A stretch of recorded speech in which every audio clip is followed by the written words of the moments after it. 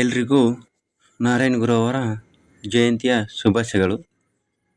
ಇವತ್ತು ನಾರಾಯಣ ಗುರು ಅವರ ಇತಿಹಾಸವನ್ನು ತಿಳಿದುಕೊಳ್ಳೋಣ. ಸುಮಾರು 150 ವರ್ಷಗಳ ಹಿಂದೆ ಕೇರಳದಲ್ಲಿ ನಾವು ಸಮಾಜದಲ್ಲಿ ಮೇಲ್ವರ್ಗಕ್ಕೆ ಸೇರಿದ ಜನರು ಮತ್ತು ತಮ್ಮನ್ನು ತಾವು ಪ್ರತಿಷ್ಠಾಪಿತ ಮಾಡಿಕೊಂಡು ಒಂದು ವರ್ಗವನ್ನು ಮತ್ತೊಂದು ವರ್ಗವನ್ನು ಶೋಷಣೆ ಮಾಡುತ್ತಿದ್ದರು ಹಾಗೂ ದೌರ್ಜನ್ಯ ನಡೆಸುತ್ತಿದ್ದರು.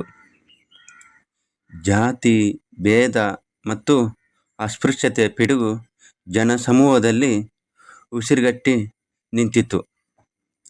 ಅಂಥ ಒಳಕು ಚಿಂತನೆಯಿಂದ ಸಮಾಜದ ಪರಿಸ್ಥಿತಿಯಲ್ಲಿ ನಾರಾಯಣ ಗುರುಗಳು ಜನ್ಮ ತಾಳಿದರು.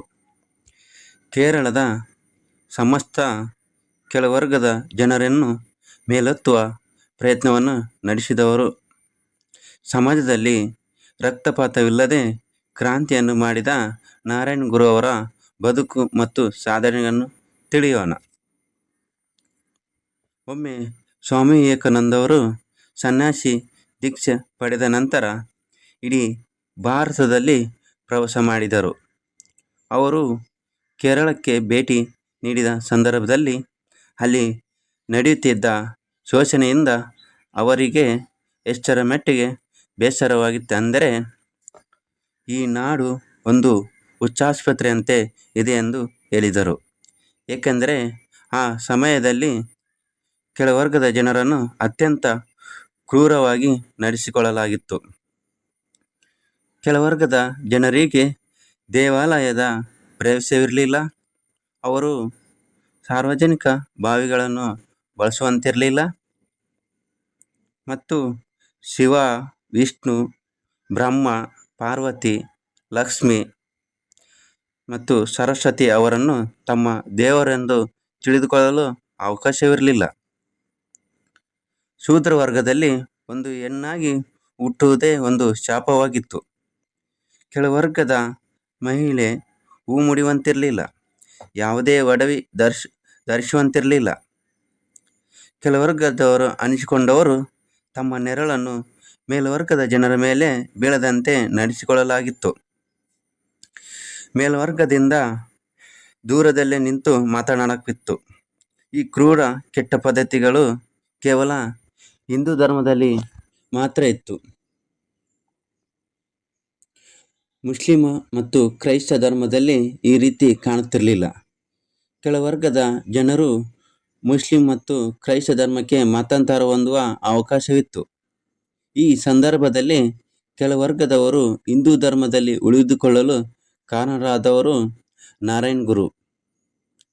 ಸಮಾಜದಲ್ಲಿ ರಕ್ತಪಾತವಿಲ್ಲದೆ ಕ್ರಾಂತಿ ಮಾಡಿದವರೇ ನಾರಾಯಣ ಗುರು.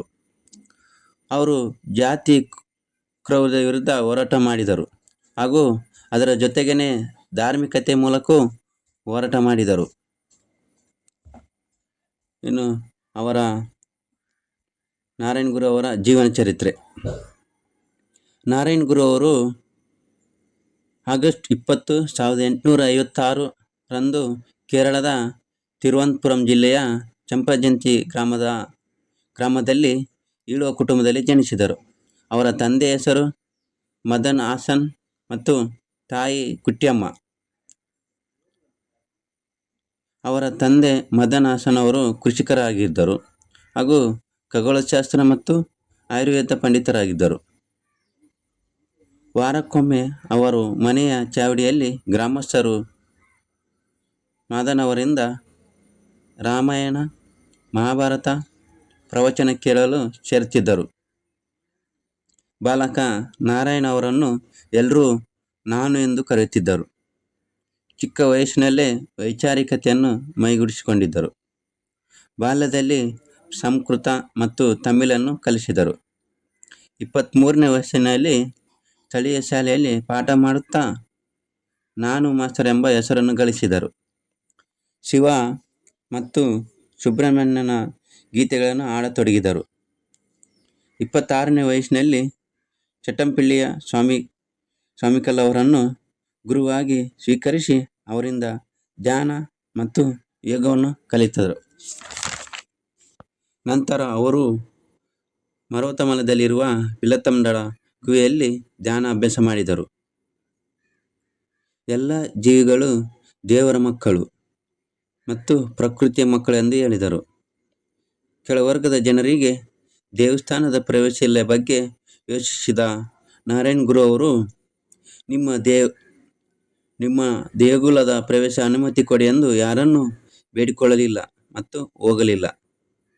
ಅದರ ಬದಲಿಗೆ 1888ರಲ್ಲಿ ತಿರುವನಂತಪುರದಲ್ಲಿ ಅರವಿಪುರಂನಲ್ಲಿ ತಾವೇ ಶಿವಲಿಂಗವನ್ನು ಪ್ರತಿಷ್ಠಾಪಿಸಿ ಹೊಸ ದೇವಾಲಯವನ್ನು ನಿರ್ಮಿಸಿದರು. ದೇವಾಲಯದ ಪ್ರವೇಶ ಹಕ್ಕು ನಿಮಗಿಲ್ಲವಾದರೆ ದೇವಾಲಯವನ್ನು ನಿಮ್ಮಲ್ಲೇ ತರುತ್ತೀನಿ ಎಂದು ಕೆಳವರ್ಗದಲ್ಲಿ ಆತ್ಮವಿಶ್ವಾಸವನ್ನು ತುಂಬಿದರು. ಈ ಮೂಲಕ ಒಂದು ಹೊಸ ಸಾಮಾಜಿಕ ಕ್ರಾಂತಿಗೆ ನಾಂದಿ ಹಾಡಿದರು.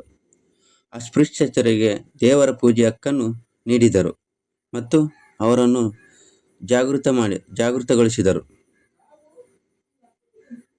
ಶಿಕ್ಷಣದ ಪ್ರಾಮುಖ್ಯತೆಯನ್ನು ಮತ್ತು ಸಂಘಟನೆಯ ಶಕ್ತಿಯನ್ನು, ಸ್ವಾವಲಂಬಿ ಬದುಕು ಮತ್ತು ಮಾನವೀಯತೆ ಇವುಗಳ ಬಗ್ಗೆ ಮಹತ್ವವನ್ನು ಒತ್ತಿ ಹೇಳಿದರು. ಇನ್ನು ಸಂದೇಶಗಳು, ನಾರಾಯಣ್ ಗುರು ಅವರ ಸಂದೇಶಗಳು. ಆತ್ಮ ಉದ್ಧಾರ ಎನ್ನುವುದು ಎಲ್ಲ ಜ್ಞಾನಕ್ಕಿಂತ ಮಿಗಿಲಾಗಿದ್ದು ಮತ್ತು ಎಲ್ಲವನ್ನು ಮೀರಿದ್ದು. ವಿದ್ಯೆಯಿಂದ ಸ್ವತಂತ್ರರಾಗಿ ಮತ್ತು ಸಂಘಟನೆಯಿಂದ ಶಕ್ತಿಶಾಲಿಯಾಗಿ ಎಂದು ಕರೆ ನೀಡಿದರು. ಜಾತಿ ಯಾವುದಾದರೇನು, ಧರ್ಮ ಯಾವುದಾದರೇನು, ಮನುಷ್ಯ ಒಳ್ಳೆಯವನಾಗಿದ್ದರೆ ಸಾಕು. ಶ್ರೇಷ್ಠವಾದ ಸತತ ಕರ್ಮವನ್ನು ಆಚರಿಸು. ಆತ್ಮವಿಶ್ವಾಸವನ್ನು ಎಂದಿಗೂ ಕಳೆದುಕೊಳ್ಳಬೇಡಿ. ಯಾರಿಗೆ ಕರುಣೆ ಇದೆ ಅವನು ಮಾತ್ರ ಮನುಷ್ಯ. ಬದುಕು ನಿಂತು ನೀರು ಆಗಬಾರ್ದು, ಹರಿಯುವ ನದಿಯಾಗಬೇಕೆಂದು ಎಂದರು. ಯಾರು ಹುಟ್ಟಿನಿಂದ ದೊಡ್ಡವನಲ್ಲ ಮತ್ತು ಕೀಳಲ್ಲ, ಬದುಕುವ ರೀತಿಯಿಂದ ಕೀಳಾಗುತ್ತಾನೆ ಮತ್ತು ದೊಡ್ಡವನಾಗುತ್ತಾನೆ.